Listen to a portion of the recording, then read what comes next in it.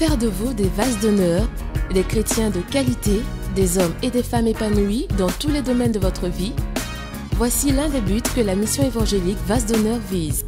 À cet effet, des messages d'édification vous sont proposés afin de vous aider à évoluer dans votre vie et dans votre marche avec Jésus. Notre prière, que la parole de Dieu, source de vie, vous transforme et vous apporte la solution à votre problème.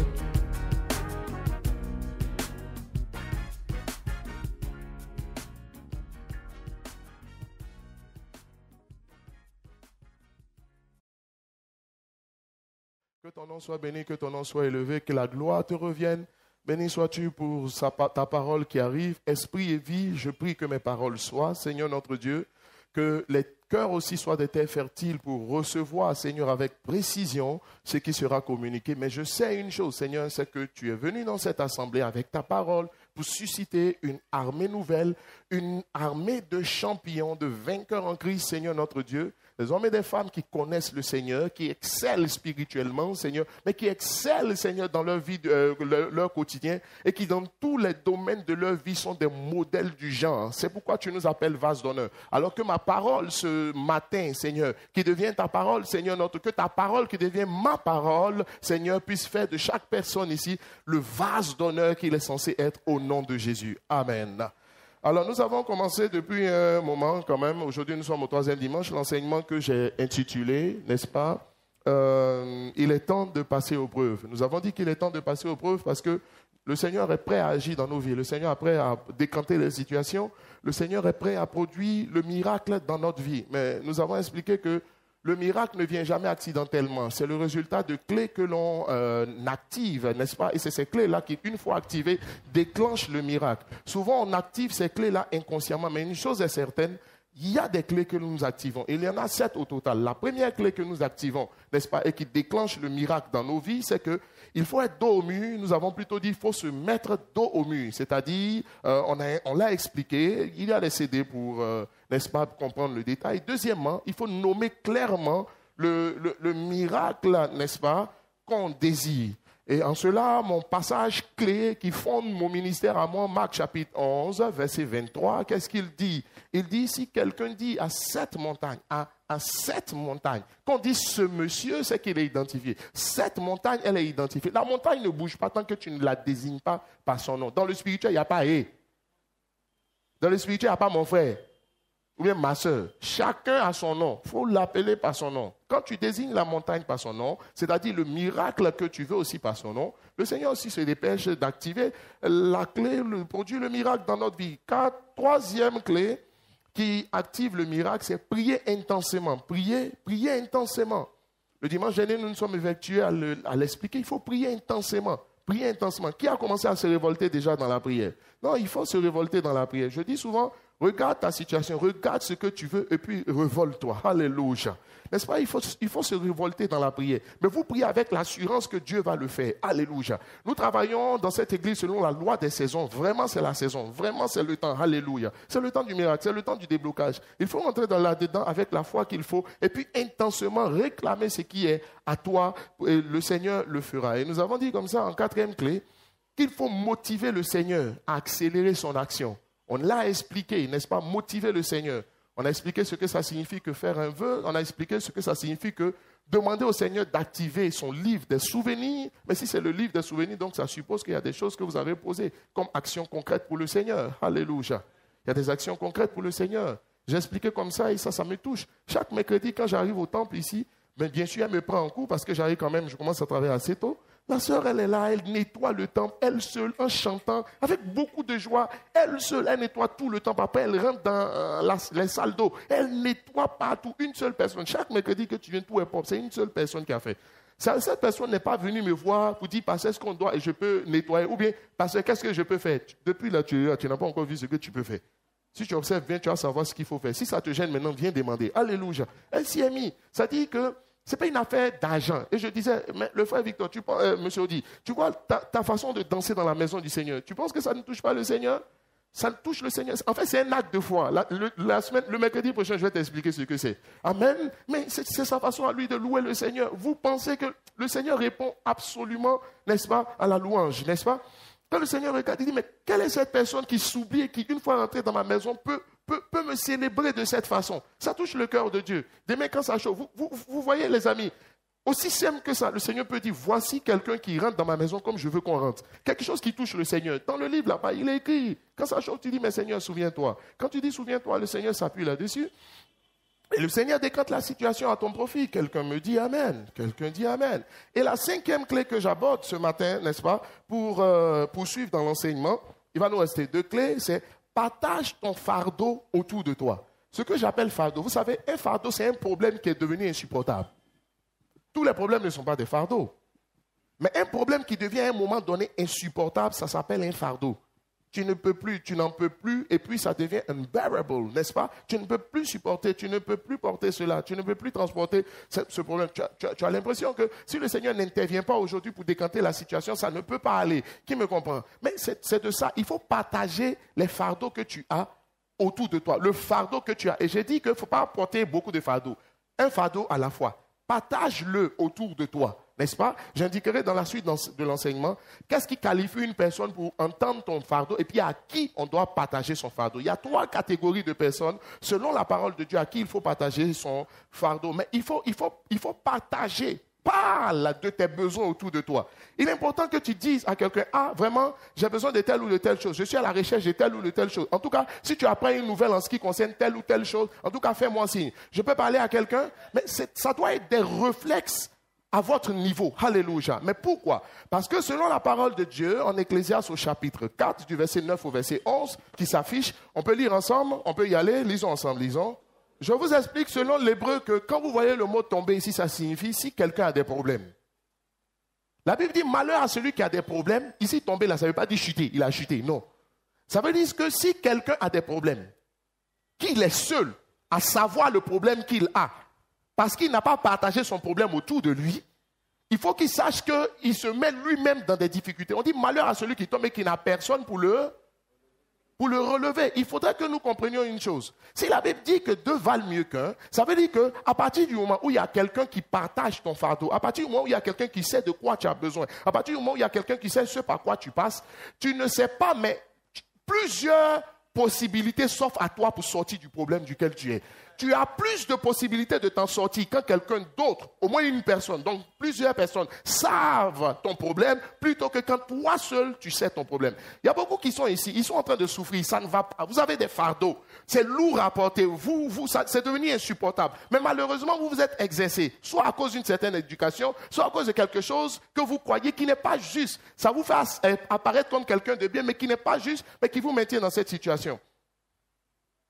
Laissez-moi vous citer par exemple quelque chose. Il y a des gens qui aiment dire, non, moi je ne veux pas gêner quelqu'un, je ne veux pas gêner quelqu'un. Je te dis, en quoi est-ce que tu gênes quelqu'un de dire que, en tout cas, je suis à la recherche de telle ou telle chose, si tu apprends des nouvelles ou bien si tu peux me trouver des créneaux, fais-moi signe. En quoi est-ce que tu gênes quelqu'un? On dit, ça c'est pas de l'humilité ou bien de la bonne éducation. Tu ne comprends pas comment les choses se passent.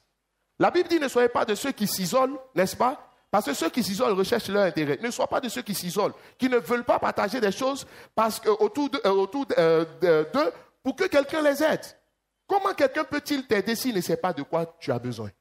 Comment quelqu'un peut te connecter s'il ne sait pas de quoi tu as besoin? Comment quelqu'un peut être, n'est-ce pas, une courroie de transmission entre toi et une autre personne si elle ne sait pas de quoi tu as besoin? Comment quelqu'un peut te donner un contact, n'est-ce pas? Une source, une information, n'est-ce pas? Comment quelqu'un peut partager avec toi ce qu'elle a entendu si elle ne sait pas de quoi tu as besoin? On entend souvent certaines personnes dire que, oh, de toute façon, moi en tout cas, je suis dans mon coin. Tu es dans ton coin comment? C'est un aveu d'impuissance et de faiblesse. Je suis dans mon coin. Tu es dans ton coin comment? Moi, je ne partage pas mes problèmes avec les gens. Les gens sont mauvais. Les hommes sont mauvais. Mais heureusement, tu es un homme. Tu n'es pas autre chose qu'un homme. Si les gens sont mauvais, c'est que toi aussi tu es mauvais. Mais la plupart du temps, certaines personnes ne se font pas tellement confiance à elles-mêmes qu'elles pensent que tout le monde aussi est comme elles. Alléluia. Que vous le voulez ou pas, des amis comme des ennemis, ils sont là pour vous aider à rentrer dans votre destinée. Ils sont là comme des instruments du Seigneur pour vous faire rentrer dans le miracle. Donc que tu te taises, que tu ne te taises pas, que tu partages. Je n'ai pas dit de venir raconter toute ta vie, de quoi tu as besoin là. J'ai dit, il faut en parler. Si tu as la recherche d'un travail, ça fait quoi que tu dises à quelqu'un, ah, en tout cas, moi j'ai telle formation, si tu as quelque chose, fais-moi signe. Comment lui peut savoir de quoi tu as besoin? Quand on voit ton visage, on sait quelle formation tu as fait. Le visage d'un comptable, ça se reconnaît à vue d'œil. Le visage d'un homme d'affaires, ça se reconnaît à vue d'œil? Non. Il y a peut-être quelqu'un ici qui, de par sa position dans son entreprise ou dans la société, peut te servir, peut t'aider au moins, au lieu de t'asseoir à la maison à avoir quelque chose à faire, même si ce n'est pas beaucoup. Si on ne sait pas de quoi tu as besoin, si on ne sait pas dans quelle position tu te situes, moi je bénis le Seigneur. Si quelqu'un peut se mettre ici et puis on vous regarde, vous tous vous êtes jolis, hein, quand on vous regarde depuis ici, que je vois, vous tous êtes jolis, bien maquillés, vos cheveux sont au complet, les frères aussi, vos cheveux sont au complet, chaque dent à sa place, alléluia, je bénis le Seigneur, alléluia. Mais quand on te voit, on ne sait pas que tu as des problèmes. Mais derrière ta beauté, il y a beaucoup qui ont des problèmes. Mais le problème que tu as, comment on fait pour savoir? J'entends que quelqu'un dit non, Dieu va révéler. Tu sais que tu ne connais pas Dieu. Je fais un constat dans la parole de Dieu. Tout miracle, et c'est là que je vous demande de m'écouter très sérieusement, tout miracle biblique, c'est-à-dire dans la parole de Dieu, vous remarquerez que Dieu va intervenir dans ta situation, Dieu va produire le miracle. Mais Dieu au ciel, nous on est sur la terre. Dieu passera forcément par un homme pour produire le miracle dans ta vie. Dans l'Ancien Testament, il utilisait les anges, mais nous sommes des anges. Un ange, c'est un envoyé du Seigneur. Est-ce que vous savez que Dieu, de tout puissant qu'il est, Dieu ne peut rien faire sur la terre si nous on n'est pas d'accord? Ça choque les religieux. Laissez-moi vous expliquer. La terre appartient à qui? Dieu. Qui habite la terre? L'homme. La maison dans laquelle que tu loues, ça appartient à qui? Au propriétaire. Alléluia. Ailleurs, je suis allé quelque part, on dit le bailleur. Alléluia. Ça appartient au bailleur. C'est ça, non? Ou bien c'est le bailleur, c'est quoi? C'est le bailleur qui, voilà. Il dit mon bailleur. Nous ici, on dit mon propriétaire. C'est pas vrai? Voilà, dis-moi mon propriétaire. Ta maison, ça appartient à ton propriétaire. Qui habite la maison? C'est toi. Mais je te dis, pendant que tu as légué, ton propriétaire peut-il passer à la maison derrière toi, prendre la clé, ouvrir ta porte, rentrer dans ta maison? La maison, c'est pour qui? C'est pour lui. Qui habite la maison, c'est toi. Ça veut dire qu'à partir du moment où quelqu'un habite un territoire, tu ne peux rien faire sur ce territoire sans l'autorisation de la personne. Dieu lui-même a dit dans sa parole qu'il a donné la terre à l'homme. S'il a donné la terre à l'homme, ça veut dire que Dieu ne peut rien faire sur la terre sinon on n'est pas chaud. Pas qu'il n'a pas la force. Ton propriétaire peut te chasser de force de ta maison, mais il y a des règles. S'il le fait quand même, il va tomber sous le coup de la loi. Dis avec moi la loi. Il va tomber sous le coup de la loi. Tu peux le poursuivre. Et puis il sera poursuivi, sanctionné par la loi. Alléluia. Même tu sais que ton propriétaire, même si tu lui dois de l'argent, je n'ai pas dit d'aller devoir des loyers. Les fils de Dieu ne font pas ça. Alléluia. Mais même si tu dois des loyers, il ne peut pas venir te chasser de sa maison comme ça. Il y a des règles. Ça veut dire que même dans ta vie, Dieu ne peut pas produire le miracle si toi tu n'es pas chaud. Pas qu'il en est incapable. Il peut le faire. Mais il a fixé des règles.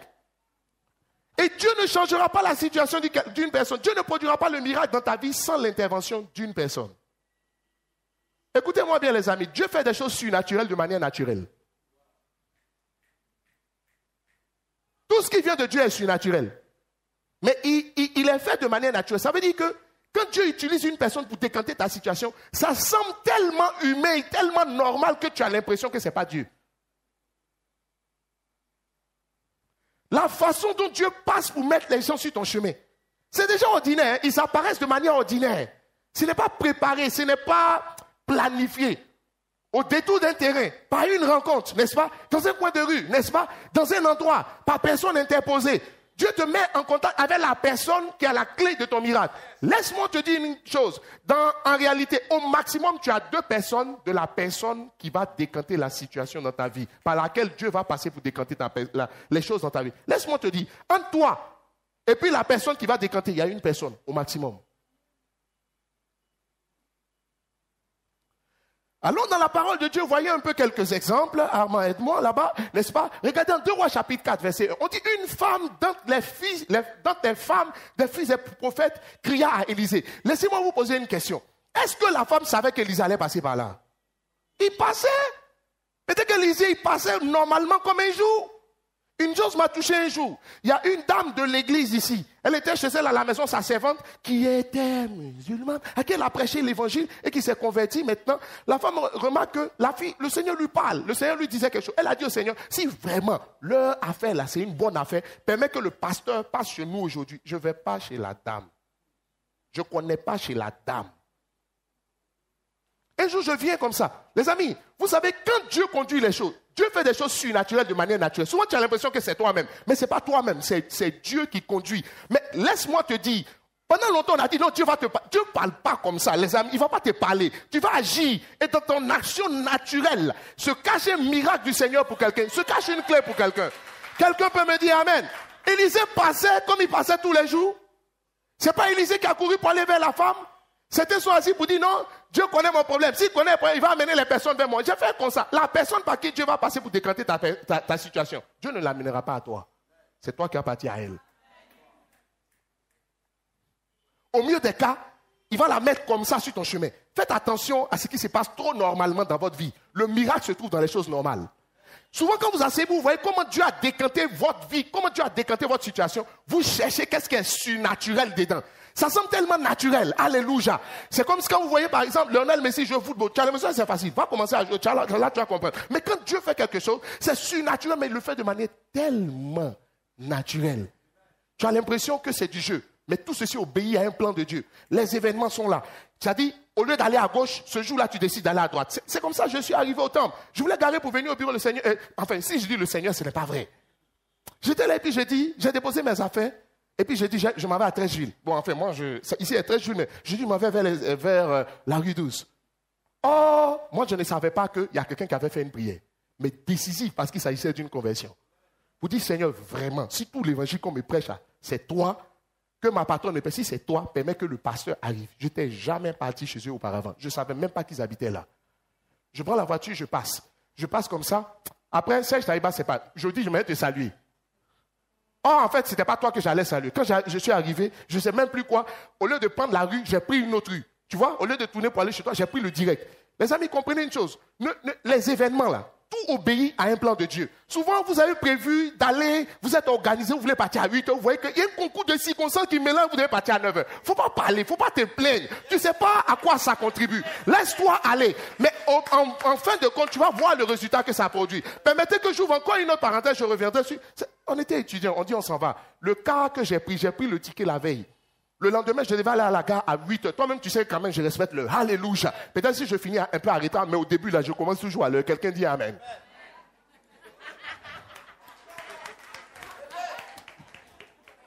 Je prends le véhicule. Je m'en vais, je ne sais pas, le jour, je voulais taper ma tête sur le mur, quoi. Parce que je sais que j'allais en retard. J'arrive, on dit, le cas est parti. Embouteillage sur embouteillage, je ne sais même plus. J'attendais mon père qui me donne l'argent. Lui aussi, il a tourné. Je ne sais plus. Mon frère, c'est que je suis parti en retard.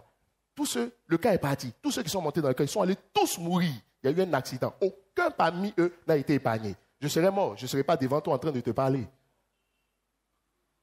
Mais il fallait que tu me rencontres. Il fallait aussi que je te rencontre. Quelqu'un dit Amen. Quelqu'un qui est porteur d'une destinée ne peut pas mourir au coin de la rue. Moi, I'm telling you, ça ne veut pas dire qu'il faut faire n'importe quoi, mais tu ne peux pas mourir comme ça. Le ciel va travailler afin que certaines choses ne t'arrivent pas. Alléluia. Faut pas marcher de manière inconséquente. Non, il faut être sérieux, mais je vous assure, le Seigneur va toujours donner une porte de sortie pour que tu avances. Toi-même, avec toute la conscience et la responsabilité qui est la tienne. Quelqu'un dit Amen. Quelqu'un dit Amen. Je ne suis pas prétentieux, je n'ai aucune prétention, mais peut-être pour quelqu'un ici, je suis la personne qui détient la clé de son miracle. Ah. Je revendique rien. Qui me suit? Je prends la voiture, je m'en vais. Je passe et puis je vois la dame. En fait, elle est en train de s'occuper de sa maison. Et puis à un moment donné, genre, elle est sortie pour se tirer un peu là. Quand elle est sortie, c'est même un panier, le panier que je n'aime pas. Alléluia, dis-moi Amen. Alléluia. Ah, ça me fatigue quand je vois les femmes mettre un panier et puis elles sont à la maison. Amen. Les vases d'honneur, ne mettez pas les paniers. Regarde à la maison, c'est ce que tu fais. Si tu brilles, quand tu es à la maison, tu as le panier syndical. Alléluia. C'est pas grave. Le panier syndical, alléluia. Elle est venue bien se tirer. Ah, Jean, elle est fatiguée. Dans son là, quand c'est bien tiré, moi je passais net. Quand j'ai vu, j'ai dit, c'est l'habit, j'ai garé la voiture. Quand j'ai garé la voiture, je suis parti, ça va, je parle.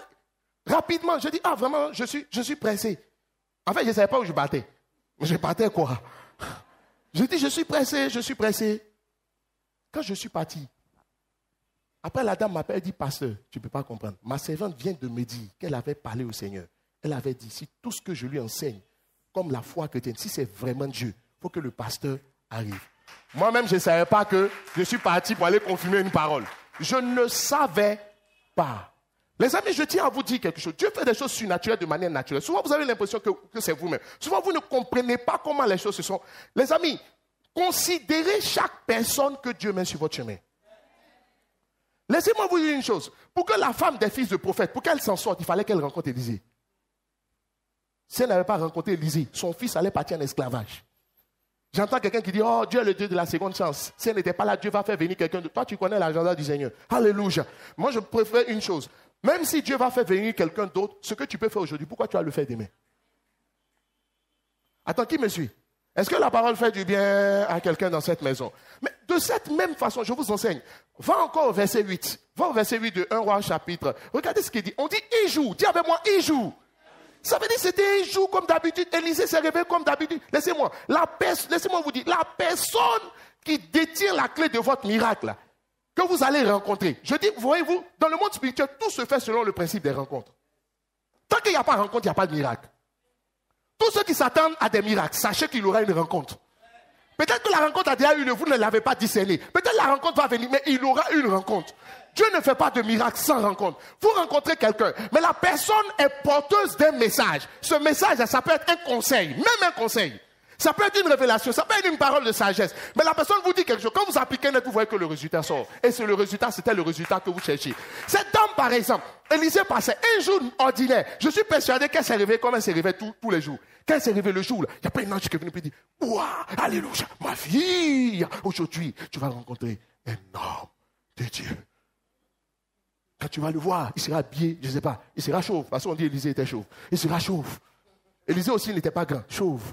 Court. Souvenez-vous qu'il y a des enfants qui sont moqués de lui. Si on se moque de quelqu'un à cause de son apparence physique, c'est qu'il n'est pas joli. Alléluia. On dit qu'il était fâché, il les a maudits, malheureusement. Alléluia. On ne maudit pas les gens. Quelqu'un dit Amen. Donc, Élisée passe là, et puis la femme dit non. Regardez, on dit, elle le pressa d'accepter à manger. Est-ce que vous avez lu ici, on a dit que Dieu a parlé à cette femme pour dire que ce monsieur-là, il avait la clé de son miracle. Élisée habitait en Samarie. Elle était sunamite. Elle était à Sunem. Lui venait de Samarie. Ça veut dire que ce n'était pas sa zone. C'est qu'elle en Samarie, il avait un nom. Mais elle a vu passer, puis elle a arrêté. Elle a pressé. Quand il est venu après, elle a dit à son mari, il mange, c'est bien, mais il n'a qu'à dormir ici. Qu'est-ce que je suis en train de vous dire? La rencontre par laquelle Dieu va décanter votre situation, elle va se passer un jour ordinaire comme tous les jours. Dieu faisant des choses surnaturelles de manière naturelle. Aucun signe prémonitoire. La seule fois où j'ai vu dans la Bible où Dieu envoie quelqu'un, la personne qui est porteur de ton miracle, il envoie la personne, tu es assis chez toi et puis il envoie vers toi, c'est avec la femme, la veuve de Sarepta. C'est la seule que moi j'ai identifiée. Si tu connais un autre cas, enseigne-moi. Mais en règle générale, c'est toi qui vas vers la personne. C'est toi qui la discernes. Mais comment tu vas vers la personne? Parce que tu la rencontres comme ça, de manière ordinaire, mais tu sens dans ton cœur. Pas parce que Dieu t'a parlé, mais tu sens que cette personne est déterminante pour ta destinée. Beaucoup de personnes parmi nous ici, votre vie a changé le jour où vous avez rencontré quelqu'un.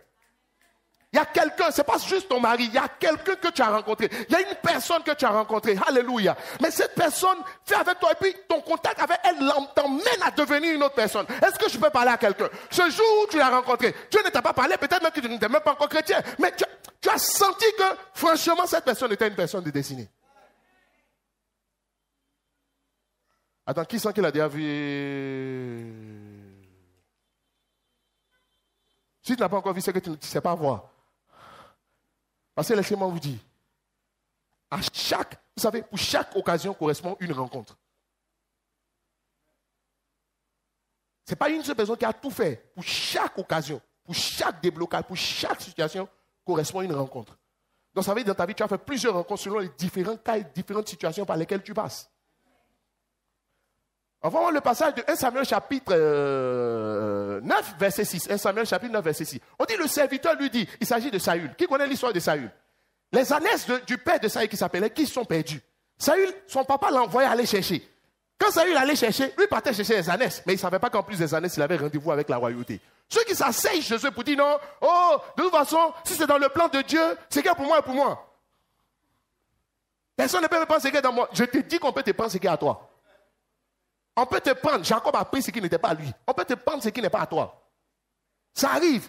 Mais remarquez, c'est vrai que Dieu étant le Dieu de la seconde chance, les ânesses que Saül partait chercher, si Saül ne s'était pas retrouvé en face de Samuel ce jour-là, sur conseil de son serviteur, d'un de ses serviteurs, je vous assure, peut-être que les ânesses, il les aura retrouvés, mais jamais n'aurait eu la royauté. Parce que souvenez-vous aussi que dans la parole de Dieu, la royauté n'était pas censée aller à Benjamin, ça devait aller à Juda. Dieu l'avait prophétisé depuis. Là, je parle de beaucoup de choses ce matin. Quelqu'un me dit Amen. Quelqu'un me dit Amen. Peut-être que ce que tu dis, c'est pour toi. Dieu va te donner. Mais en plus de ce qu'il y a pour toi, il y a toujours un bonanza. En plus de ce que Dieu a prévu pour toi, il y a quelque chose qui s'ajoute. Dieu ne donne jamais les bénédictions une. Donc le chant qui dit double, double, là, c'est la vérité. À chaque bénédiction s'attache une autre. Ah, qui peut me dire Amen? Une bénédiction ne vient jamais seule. Elle ne vient pas seule comme ça. Alléluia. Elle ne vient pas seule. Elle est doublée. Elle est doublée. Le Seigneur peut te permettre d'avoir ton examen, mais enfin, il a prévu de te faire avoir ton examen, plus la mention. Il y a ceux qui sont dit, moi, je vais juste passer. Mais il y a une bourse, mais cette bourse, on ne lui donne qu'à ceux qui ont eu la mention. Qui me suit? Tout se passe dans le spirituel selon le principe des rencontres. Si tu banalises les rencontres, tu vas manquer des opportunités du Seigneur. Quelqu'un dit Amen.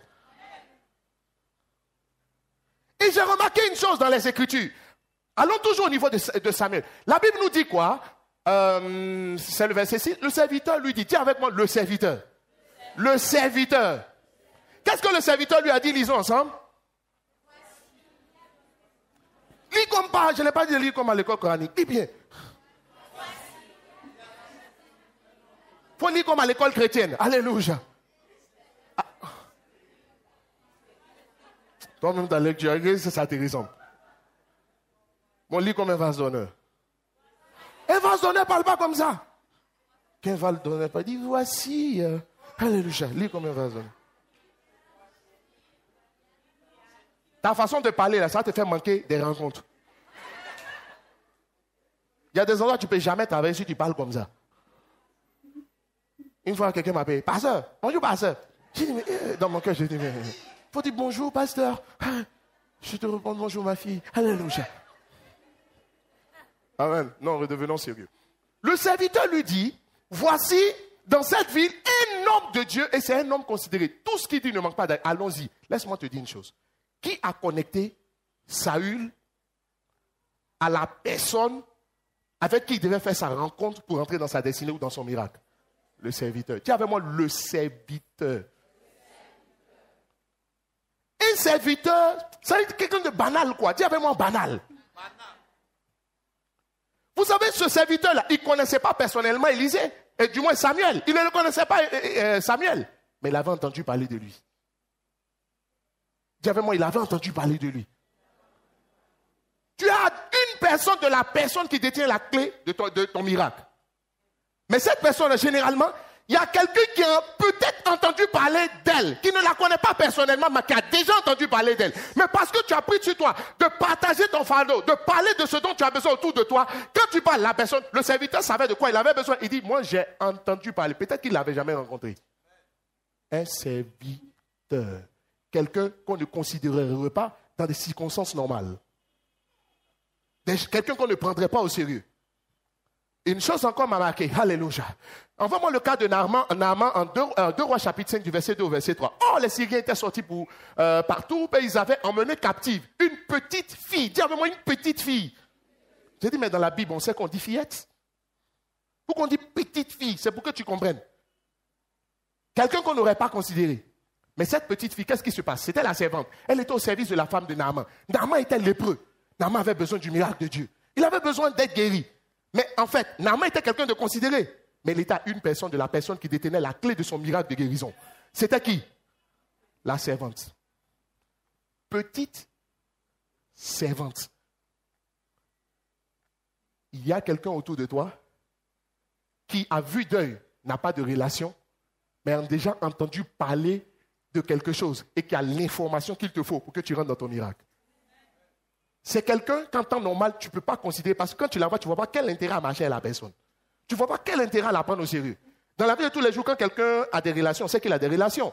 Tout le monde respecte ceux qui ont des relations, mais j'ai remarqué que ce n'est pas avec celui qui a la relation que ta situation va se décanter. C'est avec quelqu'un d'anodin, de banal, que tu n'aurais même pas tendance à considérer. Assez souvent, on te dit non, quelqu'un qui a un contact va te donner un autre contact. Ici, lui n'a pas de contact, mais il a simplement entendu parler. Le travail que tu cherches, il y a peut-être quelqu'un au détour d'une nuit a entendu parler qu'il y a du travail disponible pour des gens qui ont fait telle ou telle formation. La personne elle-même peut-être ne peut pas rentrer dedans, mais elle a l'information que toi, tu recherches, l'information dont tu as besoin. Mon ami, est-ce que tu peux discerner cette personne? Quand tu vas rencontrer cette personne, je veux te donner une nouvelle. Le Seigneur ne te dira pas, là voici, là voici, là voici, là voici.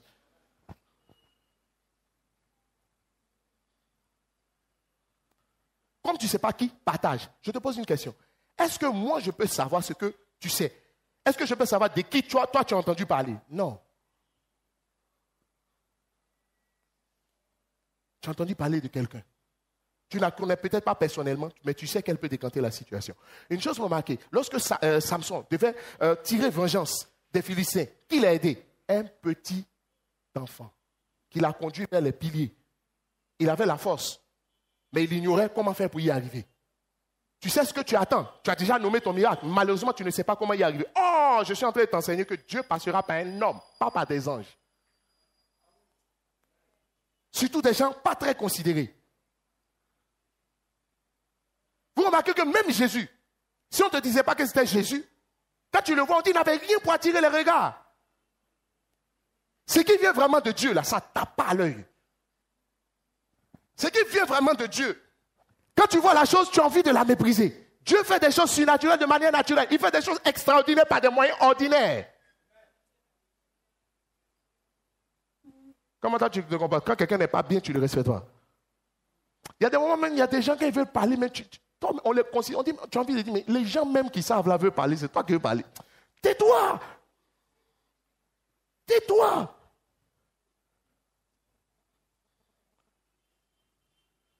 Qui comprend tout ce que je suis en train de dire? Fais comme ça. Le miracle n'est pas loin. Dieu passera par une personne. La personne ne viendra pas à toi, tu devras la discerner. Maintenant, il y a 3 catégories de personnes que Dieu met sur ton chemin. Regarde.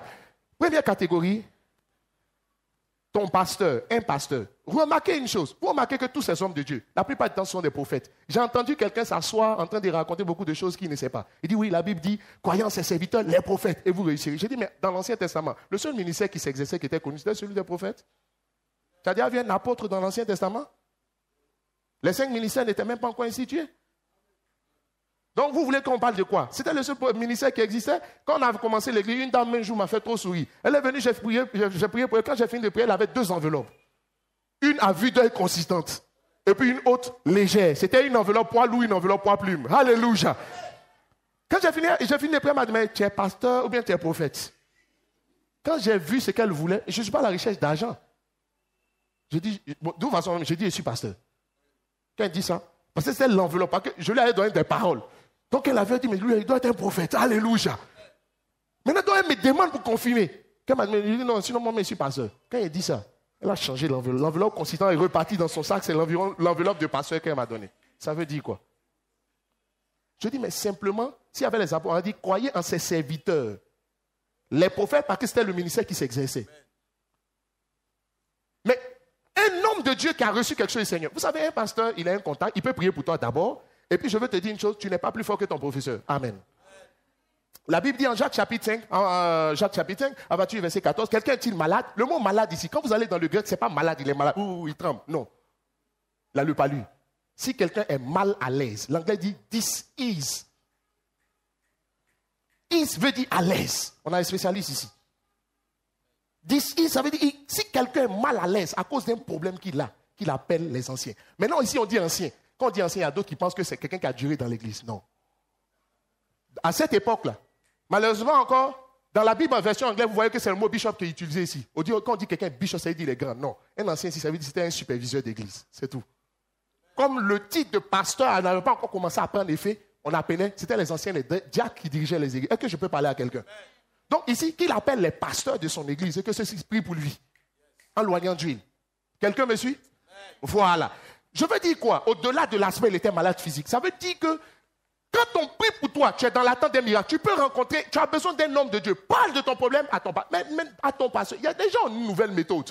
Il est dans une église, mais quand il est vrai problème, ça va parler ailleurs. On ne sait jamais, il faut le connaître. Nous, on a été fidèles, donc aussi on a fait aussi. Souvent, quand un élève voit un professeur, il a l'impression que le professeur n'a pas été élève un jour. Tous les systèmes que tu fais, les tricheurs, là, lui aussi peut-être il a triché. Ou bien il l'a vu.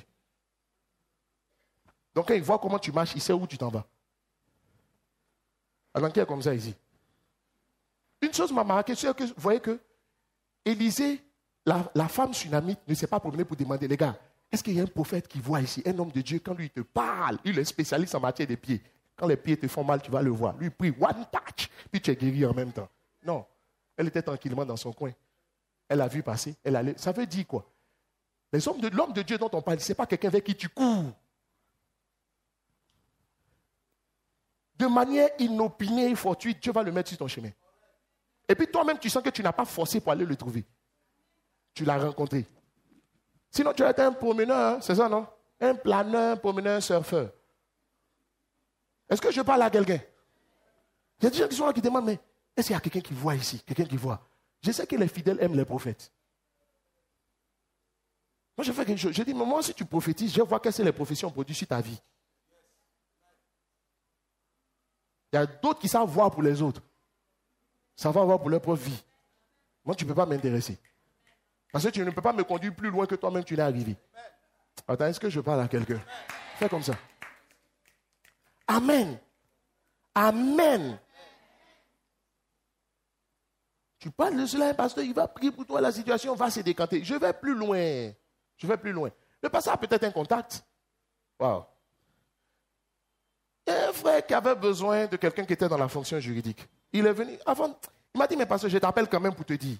Quand m'appelle, il me dit, je dis, mais est-ce que tu es un avocat? Il me dit, non. Je dis, mais il me dit, pasteur, que tu peux rien faire. Je dis, je peux toujours faire quelque chose. On peut toujours faire quelque chose. Dans la vie, c'est comme ça. Avec le Seigneur, on peut toujours faire quelque chose. Je dis, bon, on peut toujours faire quelque chose. Je regardais, j'ai vu, j'ai appelé le pasteur Stéphane, j'ai confirmé, j'ai dit, pasteur, appelle telle personne. La personne m'a appelé. Quand la personne m'a appelé, je les ai mis en contact. L'avocat que lui voulait prendre, à qui il ne pouvait pas avoir accès, là. La sœur de l'église, si je te dis que c'est celle-là, tu ne vas pas comprendre. Mais elle se promène, elle est grands avocats. Il y a quelqu'un qui dit, parce que je viens te voir après. Alléluia. Non. Il va prier pour toi, mais il y a un conseil. Dans l'église, tu ne sais pas qu'il y a beaucoup de personnes, différentes catégories qui sont là. Tu ne sais pas? Une information. Dis avec moi, amen. La personne s'en va au tribunal, mais l'avocat chevronné lui dit, mais mon petit, il finit de gérer l'affaire une première fois. Et puis, il dit, mais maître, bon, je ne sais pas comment vous les appelez là. On appelle les gens de droit comment? Voilà, maître. Qu'est-ce qu'il dit, maître? C'est comment? Il dit, petit, laisse ça. Il dit, mais pourquoi? Il dit, mais c'est parce que je veux te défendre que je te défends. Il faut partir. Tu paies no money. L'avocat, si tu prends les 3 avocats les plus dangereux en Côte d'Ivoire, il est dedans. D'ailleurs, même, c'est l'avocat de l'État de Côte d'Ivoire. Qui me suit? Une information. Comme toi, tu aimes cacher les choses, on aurait pu t'aider. Je sais qu'il y a beaucoup qui se disent, je vais jeûner. Souvent, au lieu d'aller jeûner, il y a une information qui va t'aider. On n'a pas dit de ne pas aller jeûner. Dis, puis il va jeûner. Souvent, au lieu d'aller jeûner, tu vas comprendre que ce n'est pas nécessaire, parce que ce que tu voulais aller chercher dans le jeûne, c'est aider Allah. Deuxième catégorie de personnes. Un intercesseur. Matthieu chapitre 18, du verset 18 au verset 19. La Bible dit quoi? On peut lire, lisons. Il ne nous reste pas beaucoup de temps, lisons. Tu sais que j'ai critiqué ta lecture et puis tu lis comme ça. Lis bien.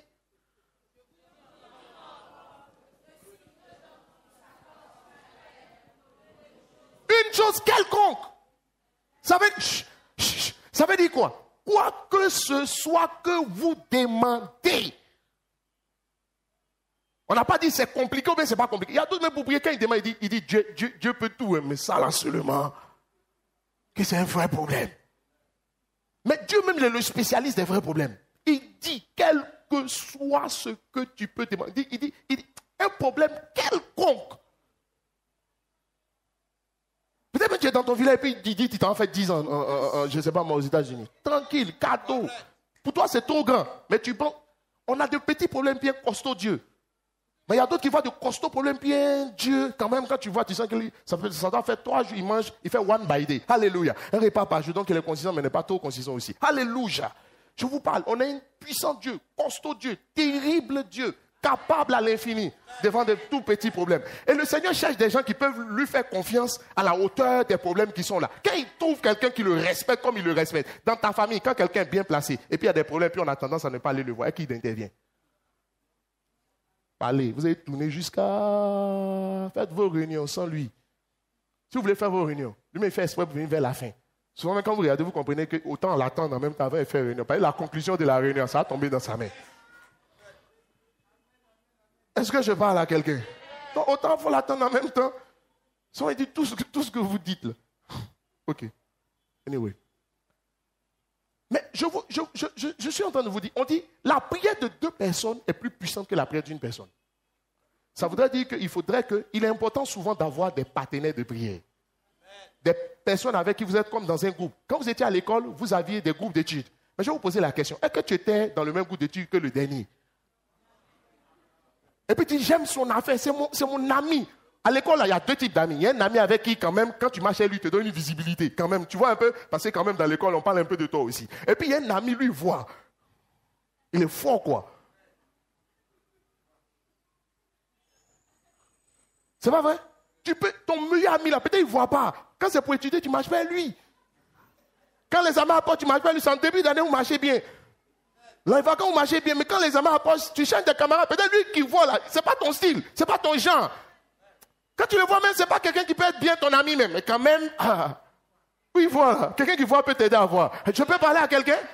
Celui avec qui tu rentres dans le même groupe de prière, là, avant de rentrer dans le même groupe de prière, elle lui regarde qu'est-ce que ces prières ont produit sur sa propre vie.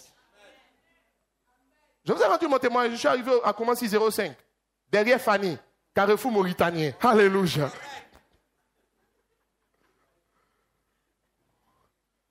Juste à côté des peuples acquis. Alléluia. Quand je suis arrivé, dès que je suis arrivé, il y avait un pasteur dans le bâtiment. Il me voit et dit, on va prier ensemble. Je dis, mais pourquoi il y a prié toi? Pourquoi? Parce que tu es chrétien, je suis chrétien, on doit venir se mettre ensemble pour prier. Quelles sont nos références? Qu'est-ce que le Seigneur dit? Heureusement pour moi que je n'ai pas prié à lui. Dieu m'a vraiment gardé. Aujourd'hui, il dit, c'est lui qui m'a formé, que je suis son fils spirituel. Je ne sais pas, quelqu'un l'a rencontré, on lui a dit, mais on donne ton fils à ta... Excusez-moi. Et puis il dit, un disciple accompli sera plus que son maître. Alléluia. C'est un gars bizarre, terrible. Alléluia. Où je vais en venir? Je vais en venir simplement au fait que pour moi, quelles sont tes références? Quand je vois, pour prier avec quelqu'un, il faut que quelqu'un ait des références d'exaucement aussi, dans la présence du Seigneur. Mais lui-même, tu le vois, tu sens que Ponce Pilate est quelque part. On dit, il a souffert sous Ponce Pilate. C'est Dieu sur lui. Alléluia. C'est quelqu'un qui vous entend prier? Tu t'entends à quoi? Toi, tu es Dieu sur toi. Tu entends prier quelqu'un, c'est Dieu sur toi. Tu ne sais pas que souvent, à un moment donné, le problème, quand c'est toi aussi, quand tu ne pries pas bien. Alléluia. Prie avec quelqu'un qui voit, qui a des références. Quand il prie là, Dieu décante. C'est pas simple? Attends, qui me suit? Parce que mieux vaut être seul que d'être avec quelqu'un qui, ses prières n'ont rien produit. Et puis vous êtes ensemble, on prie ensemble, on prie ensemble. Ça produit quoi depuis que vous priez ensemble? Dieu n'exauce pas la prière, c'est la foi de la prière. C'est ça qu'il exauce. Qui dit Amen? Et puis troisièmement, tes prochains. Les prochains, la Bible dit, ton prochain c'est celui qui est proche de toi. Les gens autour de toi. Il y a le cercle de personnes autour de toi. N'est-ce pas? Ah, j'ai un besoin. Je dis, ah, Victor, vraiment, si actuellement j'ai besoin de telle ou de telle chose. Amen. Si tu as quelque chose de ce genre, fais-moi signe. Maintenant, peut-être Victor, lui, c'est pas, mais il a entendu parler qu'il y a Madame Babéré, elle est ainsi. Madame Babéré, je te salue en même temps que Madame Babéré, elle est ainsi de ça. Donc, il me dit, ah, moi je n'ai pas, mais j'ai appris que Madame Babéré m'a connecté. Peut-être lui-même ne connaît pas Madame, je vais la trouver, puis j'ai la clé. Parlez de ce par quoi vous passez. Ah, j'ai besoin de telle ou telle chose. Je suis à la recherche de telle ou telle chose. Je suis dans tel ou tel domaine. Vous comprenez? Il y a une information qui va venir, qui va vous surprendre. Et c'est une information que tu as besoin. Parce qu'en fait, derrière la rencontre se trouve une information. Une révélation est une information. Une directive est une information qu'on te donne. Et cette information, cette directive te fait changer de saison. Parce qu'une saison commence toujours par une nouvelle directive. Que la main du Seigneur soit sur vous. Que Dieu nous bénisse. Amen.